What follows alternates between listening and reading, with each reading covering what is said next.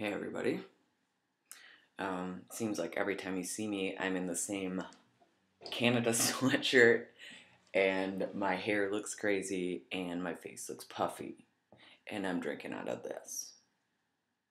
I assure you, these aren't all made on the same day. Every time I wake up, I put this sweatshirt on.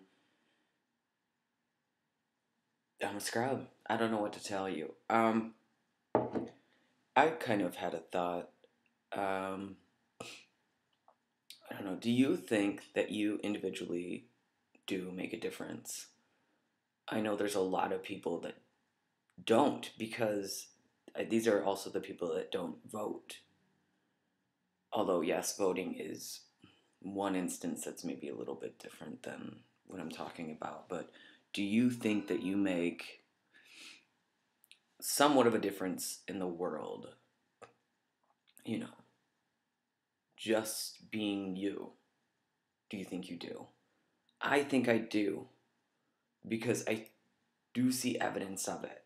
I I change it in the way that I communicate with other people and what I choose to educate people on. You know, you can really change somebody else's opinion just by having one conversation with them. You can make them think.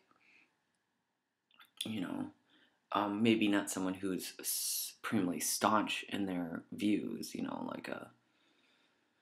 But maybe someone who's undecided or someone who's kind of moderate on an issue. You can actually bring them to the light, so to speak. So yeah, and I've been trying to do that when it comes to trans issues and homophobia, things like that. I just try to be people's reminder. I mean, if someone says something homophobic around me, I let them know that they cannot say that around me, and that makes them think, whether they should say it at all, or, what's the basis of that statement? Why did they say that statement? Are they really homophobic? Why did they say gay? Why did they say fag? I've had to kind of say this to, a couple older guys, too, in their 50s. And one of them, his name's Brian. I think of him as kind of an uncle figure to me. But, he was saying some homophobic things, kind of geared towards homosexual men. And you know what? He has a brother who is gay, and his brother's boyfriend or lover has AIDS. It's full blown, and Brian helps to take care of him because he's that close to end of life from AIDS. He is suffering with AIDS, and Brian is going around just spewing off these homophobic statements like it's funny. That shit's not funny. That is just disgraceful. That is sick. If your own brother is gay and your brother's, lover is dying of AIDS, why would you go around spouting off homophobic statements and laughing about it? I don't know. So I kind of ripped him a new one. And he just kind of sat there kind of permeating and, just sort of thinking about it. And I think I kind of opened up a little window in his mind, and I don't know why people say this shit. I think it's because he's uncomfortable with his own sexuality. I mean, come on, man. These things are genetic.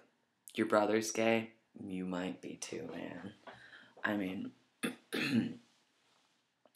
I don't think anybody's perfectly straight anyway, so I don't think he's comfortable with some sort of aspect of himself, and he's taking it out on a whole entire group of people, and I'm not going to let him say anything around me.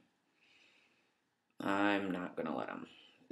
It can't happen, because I just remember Stonewall.